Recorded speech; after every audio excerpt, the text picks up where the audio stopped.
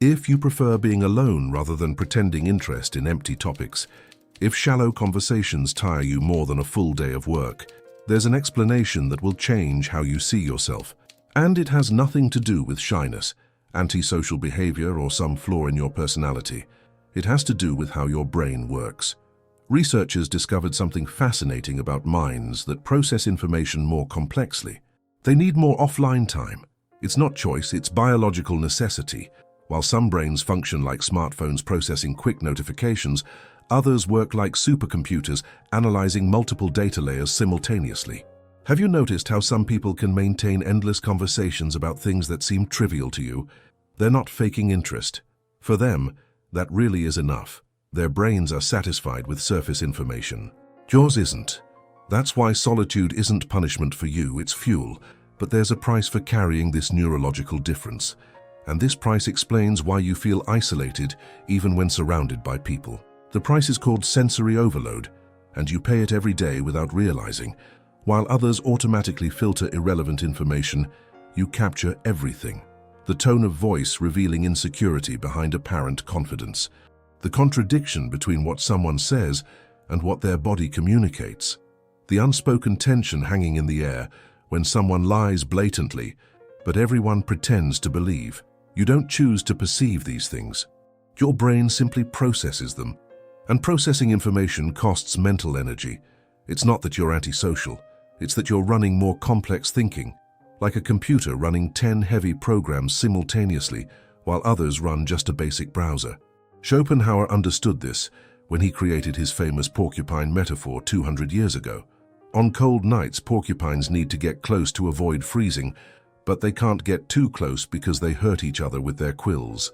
He said this is the human condition. We need each other, but too much closeness hurts. For ordinary minds, this is true only in intimate relationships. For complex minds, this is true in any social interaction. Your quills are your heightened sensitivity, your sharp perception, your inability to ignore details others don't even register. You get hurt by things that barely scratch other people. A tasteless joke they forget in 2 seconds can echo in your head for hours. An obvious lie everyone accepts without question can disturb you for the rest of the day. An empty conversation can drain your energy like you've run a mental marathon. But Schopenhauer discovered something more. He realized that this sensitivity that separates you from ordinary people is exactly what connects you to something much deeper, something they'll never access because their brains weren't made to reach there. And Nietzsche took this discovery to a completely different level. Nietzsche spent 10 years alone in the Swiss Alps, writing in an isolated cabin with constant headaches and vision problems that prevented him from reading for more than half an hour straight. Society considered him a failure. No job, no family, no close friends, just him, his ideas, and the silence of the mountains. It was there he discovered something that forever changed our understanding of solitude and creation. He realized that the pain of isolation wasn't an obstacle to deep thinking. It was the very fuel. That superior minds aren't punished with solitude, they're rewarded with it. Because it's only in the void of social distractions that something truly original can be born. You feel this when you're alone long enough. First comes discomfort, restlessness, the urge to seek anything that takes your mind off the silence. Then comes anxiety, the feeling you should be doing something productive, talking to someone, being social. But if you resist these impulses, if you stay there in the discomfort, something magical happens. Your mind stops seeking external stimuli and starts generating internal content. Ideas begin emerging from nowhere. Connections form between things you'd never related before. Insights appear as if coming from elsewhere. You're no longer consuming other people's thoughts. You're producing your own. Nietzsche called this creative necessity. He said ordinary people live on borrowed thoughts, second-hand opinions, ideas they heard from others, and repeat as if they were their own. They never stay alone long enough to discover what they really think about things. They're afraid of what they'll find in silence. You don't have that fear, or at least you've learned to live with it. When you're alone, you're not escaping life. You're getting in touch with its deepest part. You're accessing a frequency that can only be captured in silence. You're hearing your own voice beneath all the noise society puts on top of it. That's why great thinkers were always solitary. Not because they were incapable of relating, but because they knew their best ideas were born in solitude. They chose depth over popularity, creation over superficial connection, legacy over immediate approval. But here's the paradox Nietzsche discovered.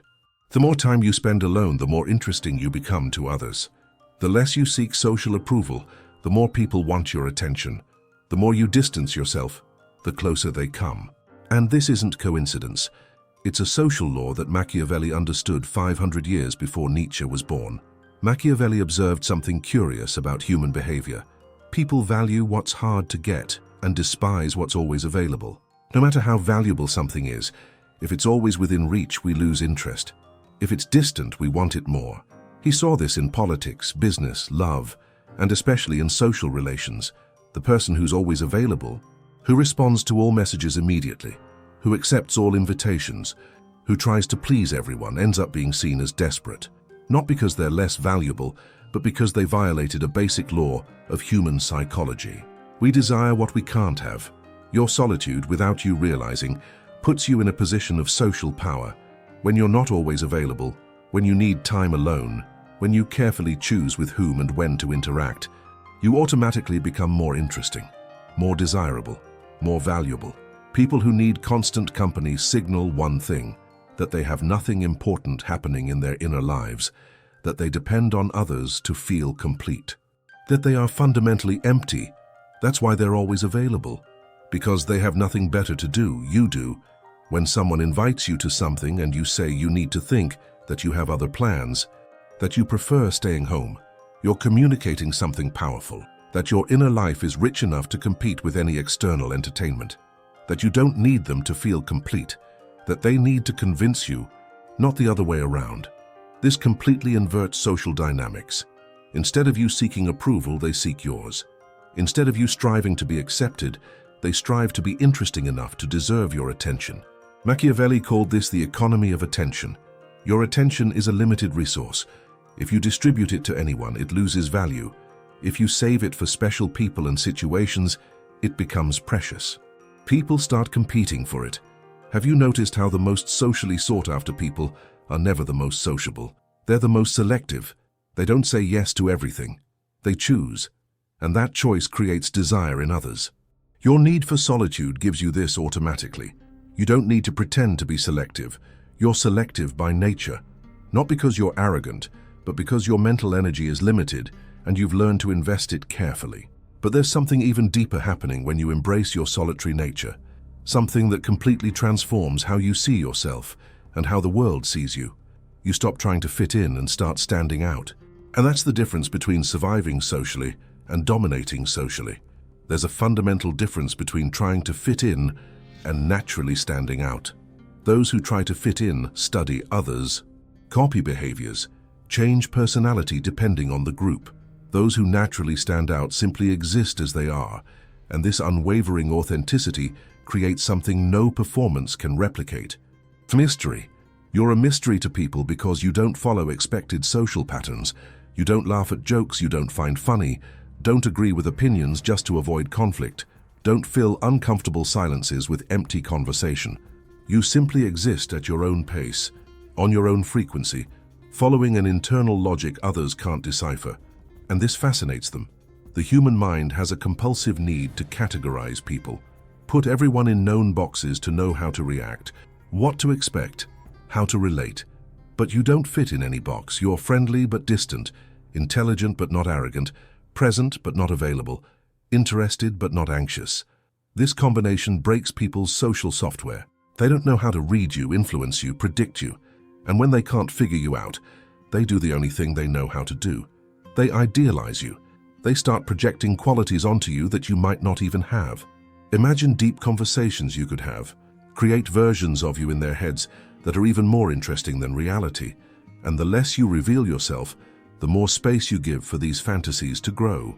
Ordinary people reveal themselves completely in the first conversations, tell their stories, problems, opinions about everything. In 2 hours of conversation, you already know everything you need to know about them.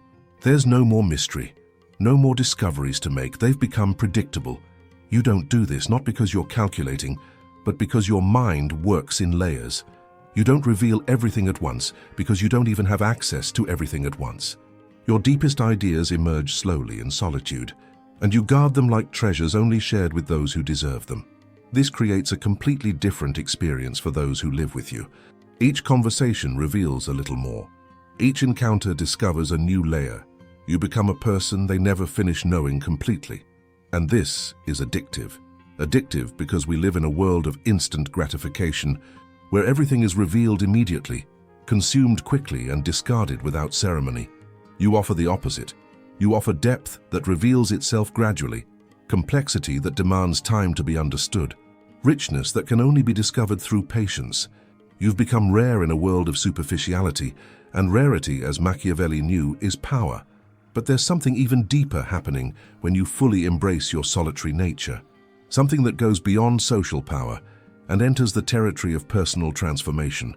You stop living for others and start living for yourself. The most liberating thing that can happen to a person is realizing that others' opinions about them don't change who they really are. This seems obvious in theory, but in practice, most people live as if their identity depended on what others think about them. You've moved past this phase, not because you're insensitive or arrogant, but because you've spent enough time alone to know who you are when no one's watching. You know what your real values are, not the ones you pretend to have to impress. You know your genuine thoughts, not the socially acceptable ones. You understand your true motivations, not the ones that sound noble when explained to others. This inner clarity gives you something that people dependent on external validation never have: stability. You don't change personality depending on who's in the room, because your personality isn't a performance. It's a solid internal reality that exists independent of audience. When someone criticizes you, you don't panic, because you know exactly who you are and can evaluate whether the criticism is valid or not. When someone praises you, you don't get euphoric because your self-worth doesn't depend on others' opinions. You simply exist at a stable frequency that doesn't oscillate with social tides. This makes you unshakable. And unshakable people exert a natural gravitational force on others. They become anchors in a world of people floating at the mercy of external opinions. Have you noticed how insecure people always ask what you're thinking? How they get uncomfortable with your silences? How they try to extract opinions from you about subjects that clearly don't interest you? They do this because your stability exposes their instability.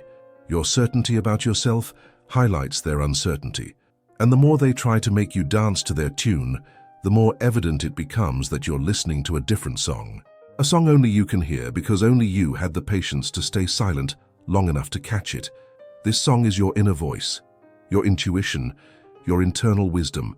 Most people never hear it because they always have social headphones on, always consuming opinions, entertainment, distractions, always filling every moment of silence with external noise. You've learned to take off the headphones. You've learned that silence isn't empty. It's full of insights that only emerge when you stop seeking outside what can only be found inside. That's why your solitude isn't isolation. It's connection. Connection with the deepest and wisest part of yourself. That part that always knew who you really are, but rarely gets a chance to speak because the outside world is too loud. And when you live connected to this part, something magical happens. You stop trying to convince others of something, and they automatically start believing in you. True authority doesn't come from speaking loudly, imposing opinions, or dominating conversations. It comes from something much more subtle and powerful. It comes from the silent certainty of someone who doesn't need to prove anything to anyone because they've already proven everything to themselves. You carry this authority without realizing. When you enter a room and don't chase approval, when you participate in conversation without trying to impress, when you listen more than you speak and choose your words carefully, you're exercising a type of leadership most don't recognize but feel instinctively. People notice who isn't desperate for attention. They gravitate toward those who seem complete alone. They seek opinions from those who don't offer unsolicited opinions. It's as if they know on a primitive level that someone who doesn't need them can actually help them. Have you noticed that in groups people eventually turn to you, that even when you're not speaking, they check your reaction, that your few words weigh more than others' endless speeches? This isn't coincidence, it's the natural result of living from inside out instead of outside in. People who live from outside in are always reacting to others' opinions, social expectations, external judgments. They're like boats without anchor, pushed from side to side by social currents. You are the anchor. and anchors don't move with tides. This immobility creates something ancient philosophers called presence.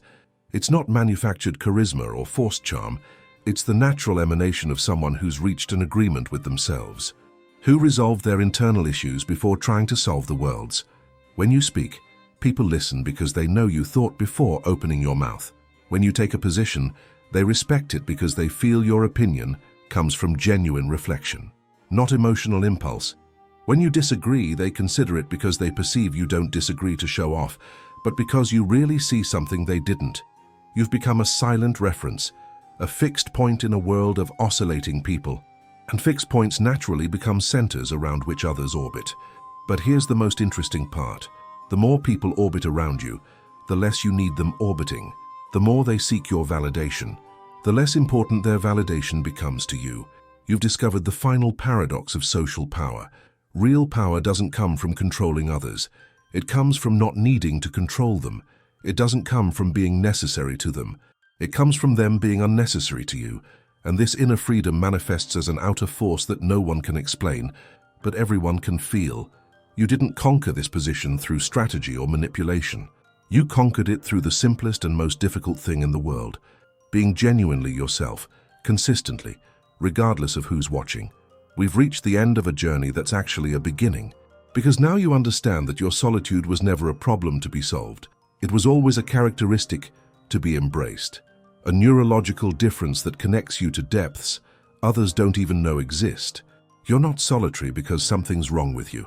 You're solitary because something's too right with you to settle for superficialities. Your brain demands more quality, more depth, more meaning than most social interactions can offer. And this isn't a defect, it's evolution.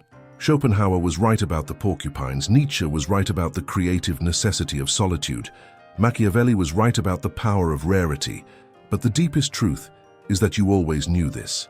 Always felt you were different, that you needed more space, more silence, more time alone to process the complexity of the world and yourself. Society tried to convince you this was a problem because societies need everyone to be equal to function.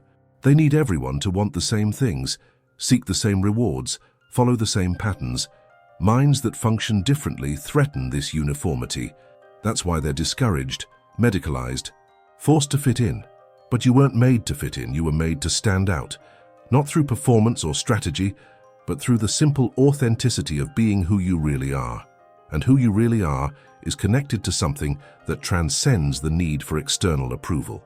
You've discovered that true companionship doesn't come from being with other people. It comes from being at peace with yourself. That true connection doesn't happen in empty conversations, but in the deep silence where your best ideas are born. That true strength isn't in conquering others, but in not needing to conquer them. Your solitude taught you the difference between being alone and being lonely, between destructive isolation and creative solitude, between escaping the world and finding your own voice within it. And this difference changed everything. Now you carry an authority that can't be taught or imitated, a presence that can't be manufactured, a depth that can't be faked, because all of this was born from the most authentic place possible, from the silence where you found yourself with yourself. If this journey resonates with who you really are, if you recognize your own experience in these words, comment a single phrase that captures your new understanding. Not for others to see, but for you to confirm to yourself. Because some truths only gain power when declared out loud. And if you've made it this far, you already know what your truth is. You always knew. You just needed permission to finally believe in it. Now you understand why intelligent people carry this mark of solitude. But there's something even deeper about how superior minds navigate the world that can completely transform your perspective on power and influence. Click on the video on screen. You'll discover philosophical secrets that few understand about how to use your different nature to dominate any social situation. Click now on the video on screen